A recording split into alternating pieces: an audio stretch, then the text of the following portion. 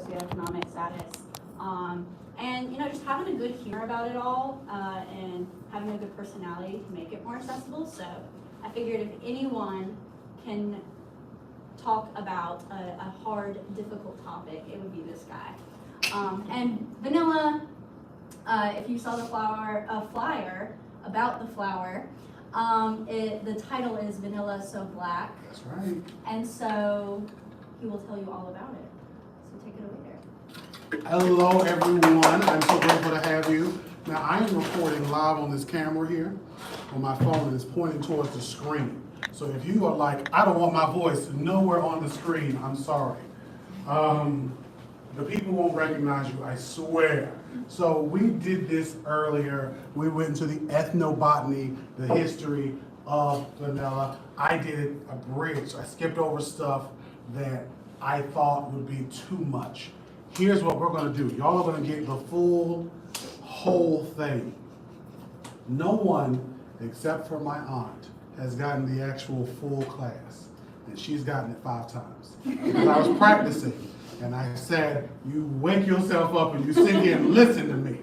So we're gonna do this here. Those of you who are watching online, there's nobody up here yet. Maybe there will be.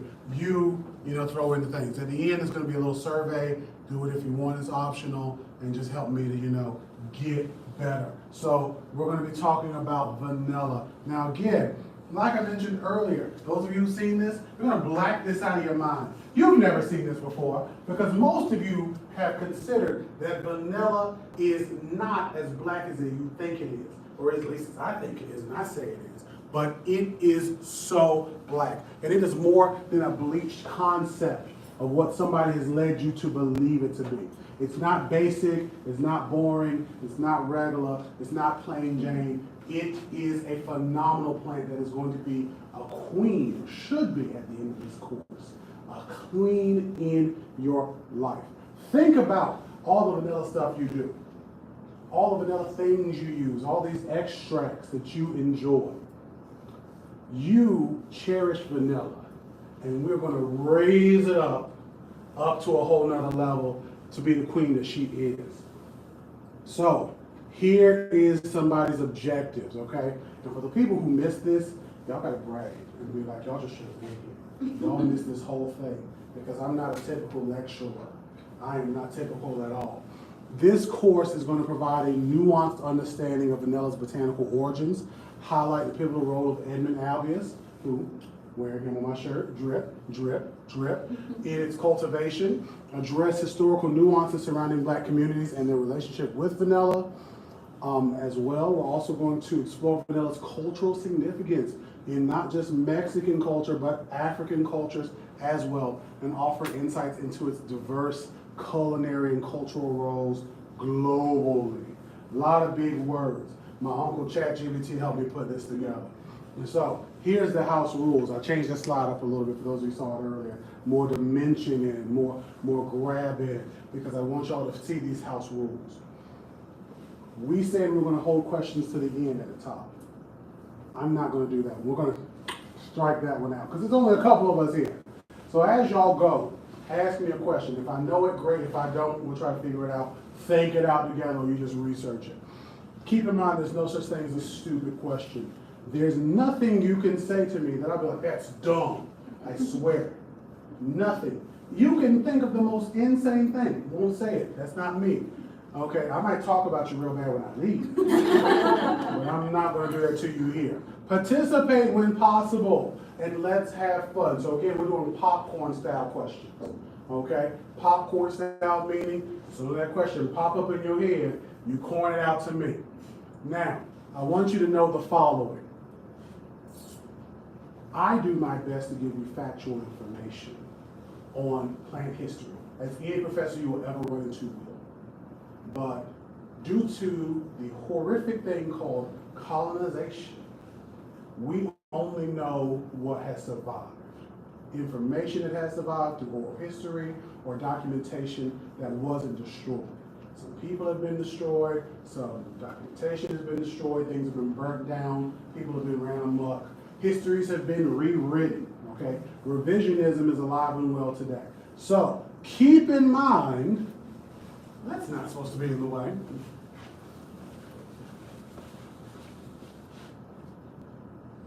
Wasn't supposed to do that. That went all the way to the end. Oh my gosh. There we go. Keep in mind, these are limitations that we run into, that I run into, that any of your professors who are teaching you ethnobiology, ethno-anything, are going to run into when we are trying to gain a deeper understanding. That's something to just think about. Diverse populations, and I didn't go as deep into this whole list of things because I wrote this up so well. Again, my Uncle Chad helped me out. But I had a general concept, and I was like, I talked it out, and it made it sound so much better. I love that AI. When it comes to diverse populations, culturally significant things for diverse populations, there are times where a culture or a group may give out wrong information to make sure that their historical medicine, plant, ritual, whatever, is not taken by the white man and used to profit the white man. I've heard this from the Gullah Geechee people, where I taught them about different plants and trying to, do some work with them and this and that on social media, and they were like, yeah, we gave misinformation. And this is from a representative, but we gave misinformation in order to stop our information from being just pilfered any more than it has been. That's respectable, but it's something to keep in mind as we're traversing the information. Cool beans? So, I have a quote here. You read it for me earlier. I want somebody else to read me this beautiful quote. I always start with a quote. Quotes help us get everything together. Who is going to read this phenomenal quote for me? It's you! My goodness! So random! My God! Go ahead and read it for me. Anything will give up its secrets if you love it enough. Anything will give up its secrets if you love it enough. I have a love affair with plants. In my home, I've had more, but I've killed a lot. But I've had upwards of 500 plants indoor, outdoor total. And I know you're like, wow, where do you live with my plants? We're happy. I love them, they love me, we're a happy family. That's a Barney reference. None of you will get because you're too young. So, when it comes to that, so you got it? Thank you. One. The rest of you grow up. So when it comes to that, you have a passion for whatever you're studying. Ethnobotany, biology, I hope, somebody's botany, you will discover things about yourself, and about that course, about that information that will change your life. So, presentation overview. We're going to talk about Xaneth. We're going to go deep into that. Some deep talks. We may have some discussion. Something feels it. You pop up, we talk and go from there. We're going to talk about the botany of vanilla, right? I skipped over a lot of things in the text because some of the terms and words Derek forgot. Orchid is queen. We're going to talk about that. We're going to go into black brilliance, and once we do that, distasteful prejudice. And finally, with black hands, we are going to finish and wrap up. Xaneth.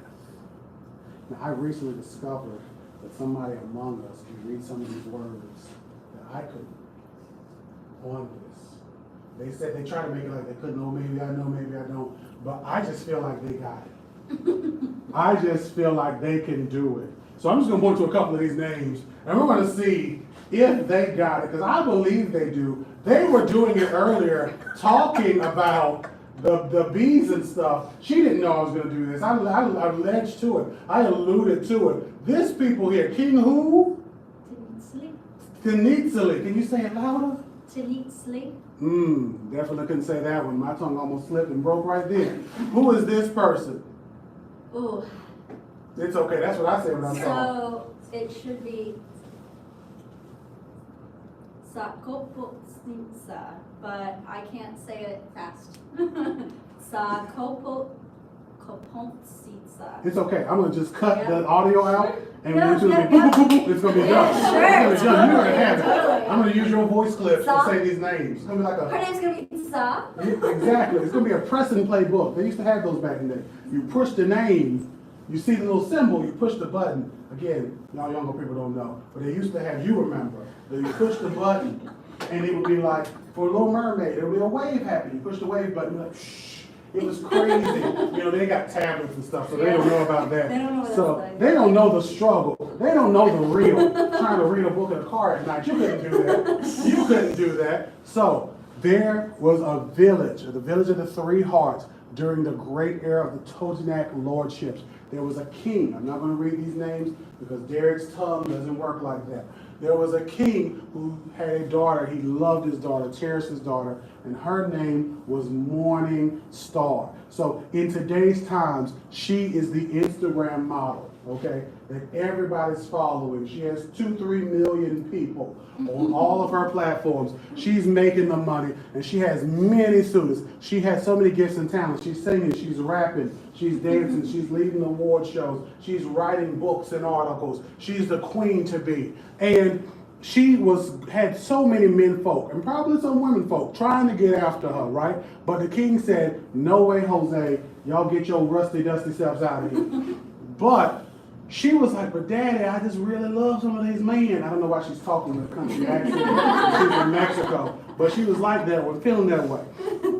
At the temple, though, because again, she's, going to church, she ends up meeting a young warrior in the temple. She went, and they said, no more sheets. That's a very old reference to Juanita Bottom thing. And they fell in love and tried to escape. They went over to the mountains. They went out to the Blue Ridge Mountains, and they said, we are going to be gone, but of course there's a snitch. There's always a snitch. Always somebody who ain't minding their own business. Okay? Then people had told on her and said, your daughter and the warrior king, okay, young warrior in them, okay, he ran out to with your daughter. And the king was like, my daughter being snatched away by a man without my permission? Oh, she must think this is actually a liberated time for women in their world. And it wasn't at all. So what had happened? He said, send out the fiery beast to go ahead and catch them and bring them back. Why he just didn't have the fiery beast with her from the beginning, who knows? It's a story. We're not going to go too much logic into it. They were cornered by the warriors and the beast, because they sent all these people. King had so many people rolling deep for him. And the lovers were captured. Now, the king loved his daughter, but he was like, you know what? Y'all got to die now. Y'all got to be sacrificed. Why you couldn't just ground up? I don't know. Again, we're not thinking of logic in this. He ended up having them sacrificed. Their hearts were cut out and thrown off of a cliff. And the goddess, which I forgot to mention her in the beginning when we were talking about this, she was just like, I just feel so bad for you too. Again, why didn't she jump in beforehand? Who knows? There's a lot of problems, a lot of holes with the story I got, but it's okay. There's a holes in the people's hearts too, because they had their hearts climbed out. Not a heart story, a lot of holes.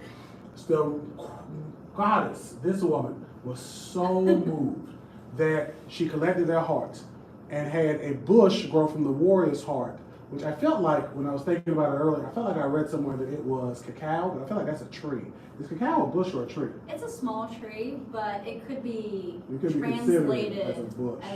Because bushes are just small trees that just, it's too short.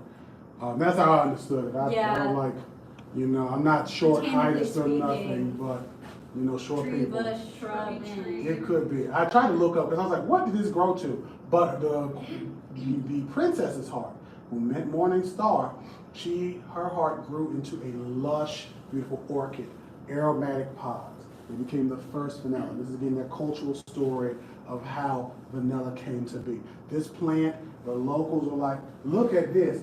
We had all this bloodshed here, and now somehow it smells delicious here, not like blood and death. Let's go and check it out. They seen that these dried pods were here, and the orchid, which was declared sacred, was revered and established in the Totonac sanctuaries. The blood of the princess, ended up being called vanilla orchid, xanth, or hidden flower, was born and became a divine offering. Boom, there we go. I feel like this should just disappear at the bottom. It's okay, it's gonna do it one day. We're gonna keep going. So, that is what happened. That is what is described here on this section of this historical monument. The Legend of Vanilla, I believe is what it's translates into. And it goes into it in, Espanol. And this is their picture.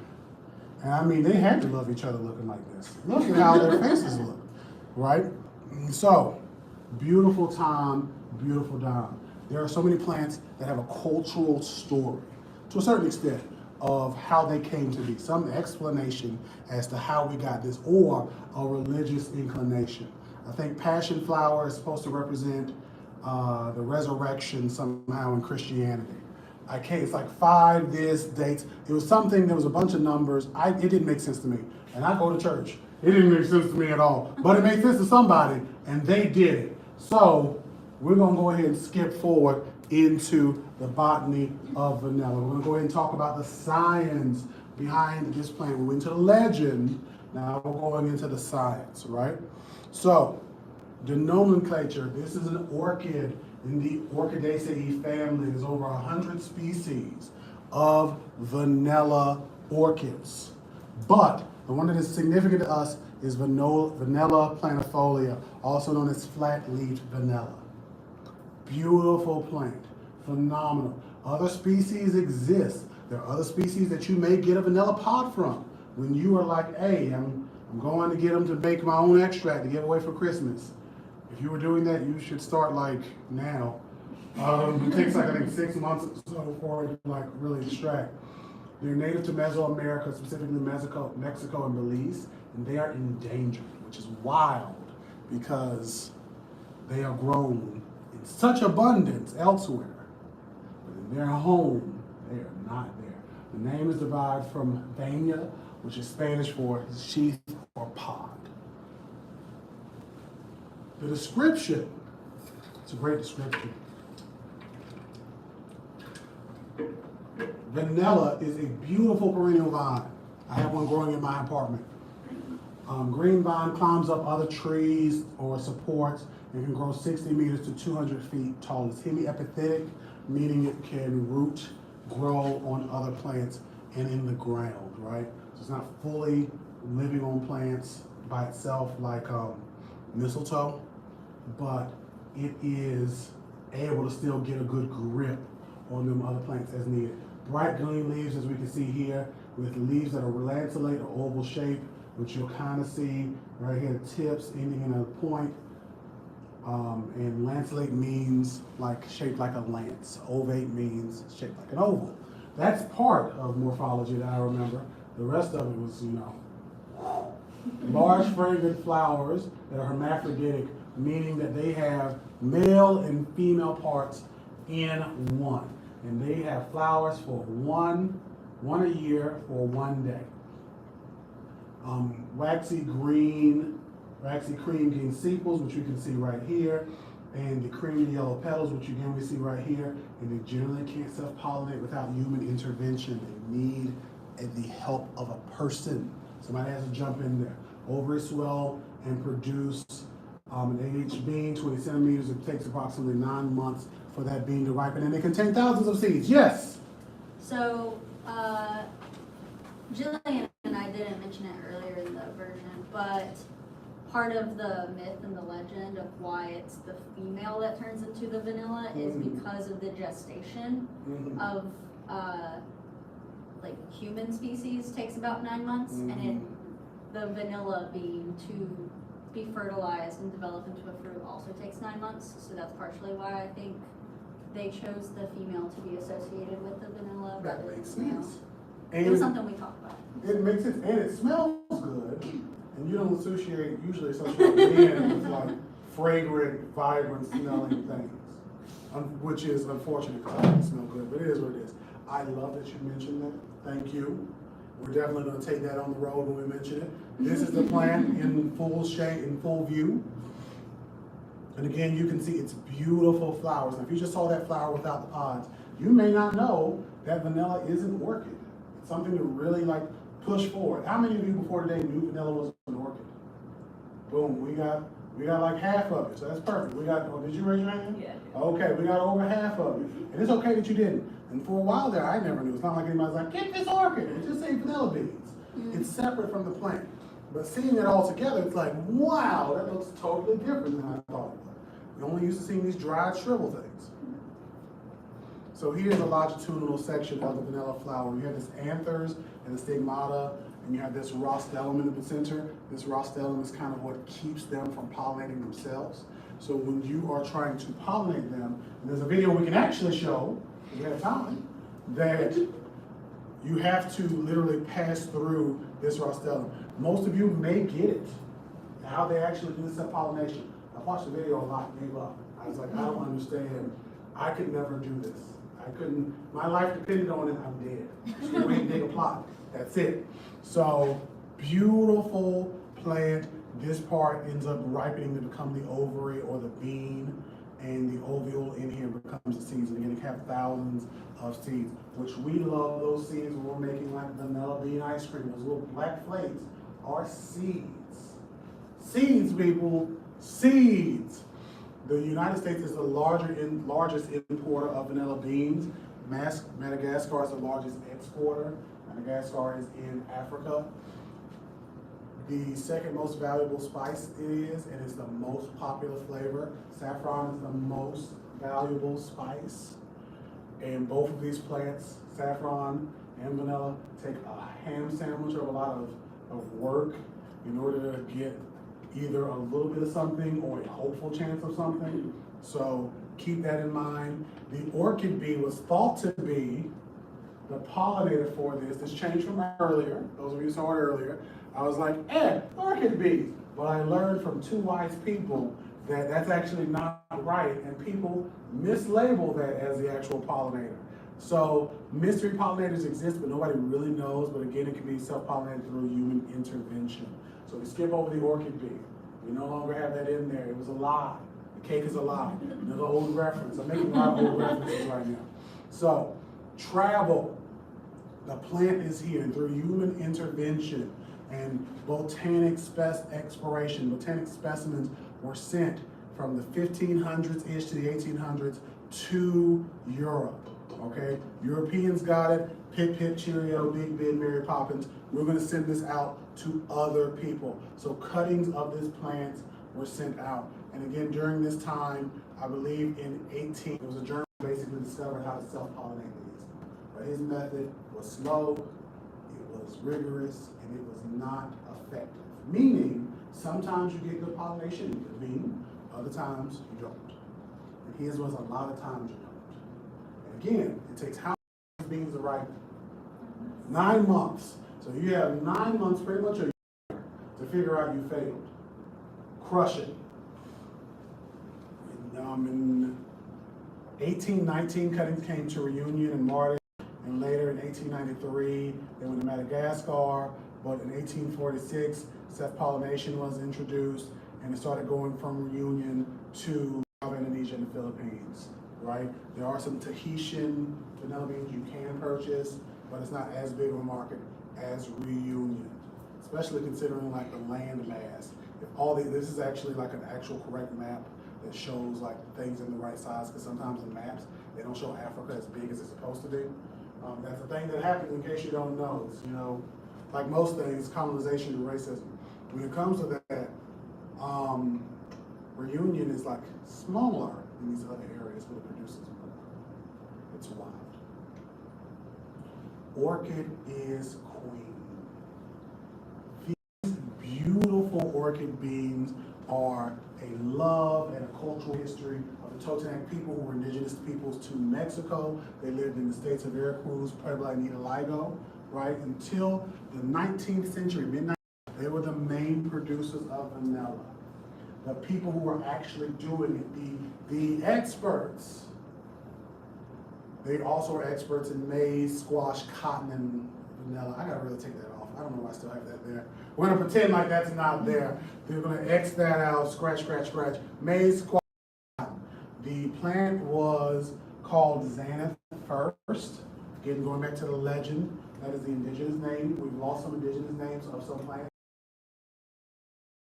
That indigenous name meant something to those people versus a physiological or morphological or just, this is my namesake, but it actually meant something to those people. The first indigenous people, Totonac that were they were the first indigenous people to encounter the Spanish in Central Mesoamerica, and they were later conquered by the Aztecs. And I believe the Aztecs used to use cacao in different rituals in order to do stuff. I can't remember the exacts. Derek is kind of tired, so we're gonna keep going. We're gonna keep going. I started that sentence, I was like, we shouldn't have done that. We don't remember, Derek, but I had to. I had to go with it. So, Rainier's Reign. Vanilla festivals have predated the conquest of the Spanish or the Totonac people, and it still happens to this day. Every summer in Campalanta, Veracruz, didn't say it earlier, I shouldn't have said it now, you have this big celebration of vanilla. So similar to me referencing the Mum Fest earlier, a Mum Fest in New Bern, any of you ever been? New Bern, Mum Fest, of course not. Nobody wants to go to New Bern. I don't want to go to New Bern, and I'm from there, I got family there. When it comes to that Mum Fest is a celebration of chrysanthemums. And it usually happens around the time of the plant chrysanthemums. So that's a seafood fest, it's a pickle fest, it's a strawberry fest, all types of fests for plants in North Carolina, right? I've never been to a pickle fest, I think it's in Mount Olive. The strawberry fest is somewhere, some city I can't remember the name of, it must not be important. But these plants are celebrated, right? And the people here are celebrating vanilla. So each year, a queen or a princess is crowned, and she serves for a whole year. A whole year of ruling. Her crown, she braids with vanilla beans. Again, these are 8-inch beans, very small, tender things that she is braiding, adorning with jewels and ornaments, soaking in vanilla extract. Again, I went the wrong direction. Look at how beautiful this is. This is all vanilla beans. Freaking vanilla beans and jewels and adornments. Who even does that? I don't know. She does that.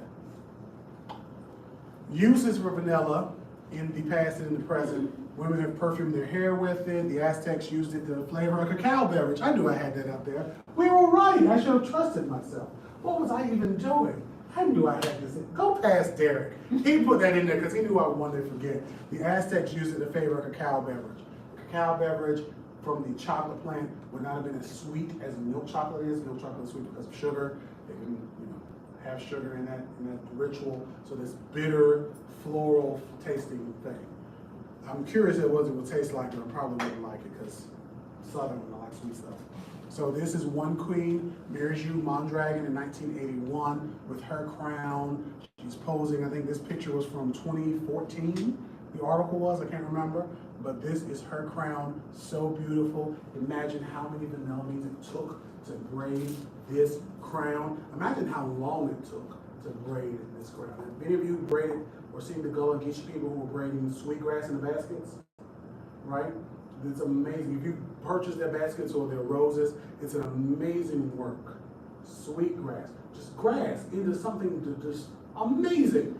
This is a similar thing to me. Something so beautiful out of something that's still so beautiful, like grasses, like plants are. We see this one, Taina Zayas, again in 2014. She has a whole scepter. Look at this. How many hours did she put into this? Who knows? I don't. I literally don't. They don't say it in the article. I have no clue. There's no way for me to figure it out. But we can guess. A lot. A labor of love this is. And when you look this article up of the Vanilla Queens, you can see the young lady who, she's the actual cover for this section. She has her crown that she has from 1938. Long time ago. When you look at her back then, it's like, wow, baddie alert. She has this crown on, she has the people. I'm like, I would have thought she was royalty. She tricked me. So, baddie alert. We were super hyped. I should have mentioned this earlier. This is where we start to go down. This is where it starts to get a little, rough. Luckily enough, you weren't here, so now you don't know. This is where it gets a little heavy. So I'm glad you got your water bottle. This is where it gets. You want to chew, swallow. This is where it gets. You're welcome. This is where it gets a little rough. Okay, so hold your horses. Okay, grab onto something. Hold on tight. Black brilliance. We're gonna be talking about this guy, Edmund Albus. I am wearing him. He's up here. This picture is that picture. Like boom, boom, boom, boom. Did you like this outfit? Yeah. Thank you. Thank you. I appreciate you. I really do. Go team. We are doing this together. So Edmund was born in 1829 approximately to 1880. I don't have a birth year because he was enslaved. And unfortunately, enslaved people's records were kept like animals. So I don't really have a lot of great information about him. This is a lot of sadness here. So we're gonna run through the sadness, but kind of limp through it at the same time. His mother died in childbirth, so he never knew his mother and he never knew his father. So he was born into slavery. So you have no parents, you're born into slavery. He was forced to work for his master, Bella Beaumont, in Reunion, which was a French colony of enslaved people. His master, though, did teach him some botany and horticulture, but it was mainly, I need you to be doing this work. His master taught him how to take care of plants, how to hand pollinate things, specifically watermelon is one thing I remember reading up on, right? His slave masters received the vanilla cuttings, and I showed y'all how they traveled in 1810, right?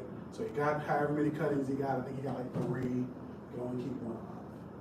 So again, back in this day, this is the 1800s. There's not a catalog you can go to and say, well, hey, there, Cletus, go ahead and send me another one of them vanilla cartons. Like, there's no way of doing that. Again, country accent, these are French people. They would talk like that. But we don't have that ability. Right now, I could be like, hey, I need another plant. Somebody can send me one. I can talk to friends on social media, get things in a little bit of a while. But they couldn't do that. And the method of hand pollination, that again, that German botanist who came up with, just wasn't a good ticket deal. It's like if you get an old car. If you have an old beat down car, you try to cut it on sometimes and you got a hole and it actually cranks. Like you try to talk yourself like, come on car, we got places to go. You can leave 10 minutes early so you can try. I've been there. It was like that. But Bella Beaumont, he couldn't pollinate that plant. He tried, he couldn't do it. 1841, he goes out to look at his vines and he discovers, I got vanilla pods. Will you get me in this? Okay, great. I think I don't know what we're doing. I got vanilla pods, right? There we go. Did you? Okay.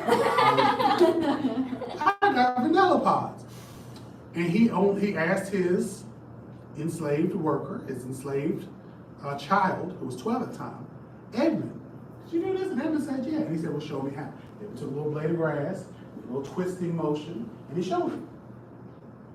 And Bella Beaumont, while he was, a racist, he enslaved his black child, I'm sure he had other slaves on that plantation, he was like,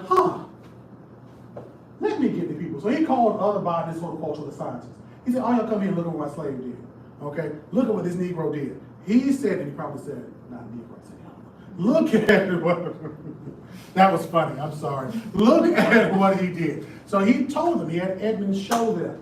All of them. Edmund is 12 and he's black. And all of these good white folks said he didn't do this. And